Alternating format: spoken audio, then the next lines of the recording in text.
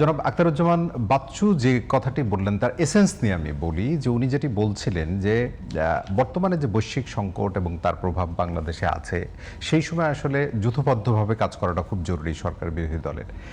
সেই জায়গায় বিরোধী দলের আচরণ অনেকটা বলছেন উনি, ওনার শব্দটাই আমি নিচ্ছি যে যুদ্ধং দেহি। এবং সাম্প্রতিক সময় একটা ঘটনা ঘটেছে, মাহফুজ ভাই আপনি নিশ্চয়ই দেখেছেন যে মাননীয় প্রধানমন্ত্রীকে উদ্দেশ্য করে 11 দলীয় ঐক্যের একজন নেতা মানে আমরা এটা নিয়ে একটা আলোচনা অনুষ্ঠানও করেছি। আমার কথা হলো যে সুশীলতা শব্দটাকে জুলাই অভ্যুত্থানের পরবর্তীতে বলা হয়েছে যে সুশীলতা দিয়ে আসলে কোনো পরিবর্তন হয় না। এখন শোভন আর অশোভনের বিষয় তো আছে, মানে রাজনীতিতে কোন কথাটা বললে এইটা তো আসলে নতুন প্রজন্মের জন্য খুব দরকার। আপনার মনে হয় কিনা যে সংসদে এবং সংসদের বাইরে অনেক ক্ষেত্রে আচরণটা যুদ্ধংদেহী হয়ে যাচ্ছে কিনা, যেটি শোভনীয় দেখাচ্ছে না, এটা আপনি মনে করেন কিনা? এবং যার মাধ্যমে রাজনৈতিক সংস্কৃতি গড়ে ওঠারও একটা বিষয় আছে, এটি বলবেন। আর দ্বিতীয় কথা, ফ্যাসিবাদ ফেরানোর কথা জনাব আখতারুজ্জামান বাচ্চু বলেছেন, দুটো বিষয় অ্যাড্রেস করবেন।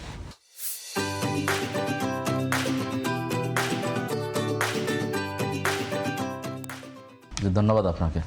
আমি মনে করি আসলে দু তিনটা বিষয় একটু বলতে হয়। প্রথম বিষয় হচ্ছে যে জনাব তারেক রহমান প্রধানমন্ত্রী যেই উদ্যোগগুলো নিয়েছেন, মানে পপুলারিস্ট মুভমেন্ট বলি বা অ্যাক্টিভিটিস বলি, খুব তাড়াতাড়ি কৃষক কার্ড দিচ্ছেন, ফ্যামিলি কার্ড দিচ্ছেন, মানে বাস্তবায়ন করে ফেলতেছেন। কিন্তু এখানে তো আমরা যদি বিরোধী দল নাও বলেন, দেশের কোনো নাগরিক হিসেবে মানে এখানে পর্যাপ্ত যে মানে সংসদকে অবহিতকরণ বা একটা প্রজেক্টটাকে মানে অনুমোদন বা কোথা থেকে টাকা আসবে, কোথায় ব্যয় হবে, কত টাকা এখানে ব্যয় হবে, এটার আসলে বিস্তারিত কোনো কি গ্রহণ করা হয়েছে কিনা, মানে এটা কিন্তু আপনি শুরু করে দিচ্ছেন, কিন্তু আপনি তো এটা অনুমোদন সাপেক্ষে করতে পারতেন। আপনার মনে হয় কিনা একটা রাজনৈতিক দল যখন ম্যান্ডেট নিয়ে ক্ষমতায় যায়, তার ডে ওয়ান থেকে যদি সে প্রতিশ্রুতি বাস্তবায়নে যায়, এটাকে আপনি ওয়েলকাম করবেন? না, আমি ডে ওয়ান থেকে সেই বাস্তবায়নটা প্রপারলি হচ্ছে কিনা সেখানে বিরোধী দল দেখবে সেটা প্রপারলি হচ্ছে কিনা, কত মানে এটা অভিযোগের জায়গা দেখার সুযোগ, জানার সুযোগ আছে কিনা যে আসলে এই প্রজেক্ট আমরা পাইলট প্রজেক্ট হিসেবে শুরু করতেছেন, কিন্তু এখানে এগুলো সংসদে খুব আলোচনা হচ্ছে। আপনার মনে হয় বিরোধী দল তার দায়িত্ব পালন করছে? বিরোধী দল অবশ্যই দায়িত্ব পালন করছে। আপনি যে কথাটা বললেন, মানে এই যে খাতোয়ারি, মানে এটি কি সংসদে আলোচিত হচ্ছে? আপনি জানেন যে ফ্যামিলি কার্ডের টাকা, মানে আপনি পে স্কেলের টাকা নিয়ে এসে ফ্যামিলি কার্ডে দিচ্ছেন, বা হচ্ছে যে আপনার পর্যাপ্ত কোনো বরাদ্দ নাই, বা কত লোক দিবে, কত লোক পাবে, কোথায় পাবে, কত বছরের মধ্যে পাবে, সেটা একটা সুনির্দিষ্ট রোড ম্যাপ বা সুনির্দিষ্ট প্রজেক্ট প্রপোজাল সেটা জানতে হবে। দ্বিতীয় বিষয় হচ্ছে যে আপনি দেখেন ওনার ভাই বললেন যে খুব তাড়াতাড়ি কি করতেছেন, ওনারা ইশতেহার বাস্তবায়ন করতেছেন। অ্যান্ড ওনাদের ইশতেহারের মধ্যে 1 নম্বর ইশতেহার কি? 1 নম্বর ইশতেহার সংবিধান সংস্কার পরিষদ গঠন করা, কিন্তু ওনারা সেইটা কি করছেন? একদম সম্পূর্ণ ভুল তথ্য দিয়েছেন।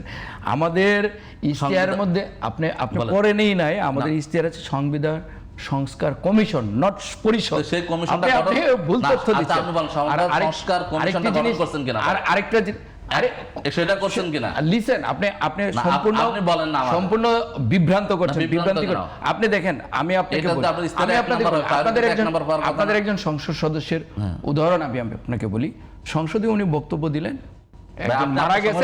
মারা গেছেন, ইন্না লিল্লাহি পড়লেন, পরে দেখা গেল উনি জীবিত।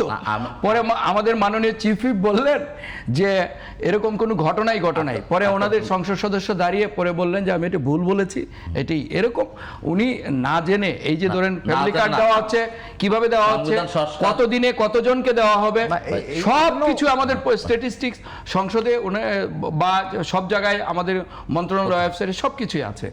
আপনারা যে কোনো বিষয়ে সংসদে জানতে চাইলে ওনাদের বিরোধী দলের আমরা যে কোনো দেখেন, মন্ত্রীরা তো সংসদে জবাব দেন।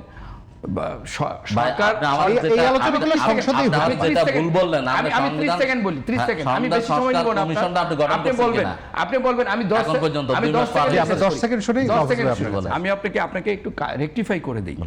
দেখেন, মন্ত্রী প্রধানমন্ত্রী বাদে সংসদের সরকারি দলের সদস্য এবং বিরোধী দলের সদস্য সবাই কিন্তু বিরোধী দলের সদস্য।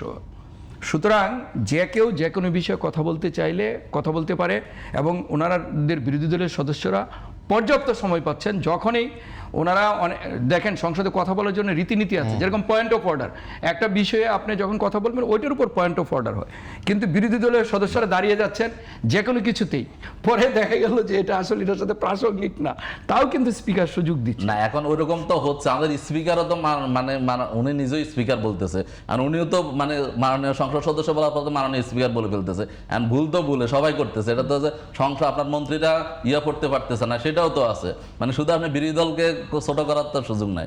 আমরা মন্ত্রী ছোট করছি না, আমি বলছি যে কথা বলার সুযোগ চাইলেই পাচ্ছে, সংসদ উপস্থাপন কাউকে করবে, সুযোগ পাচ্ছে না, সেটা তো করতে কাউকে আমি পারতেছে না। ছোট করছি না।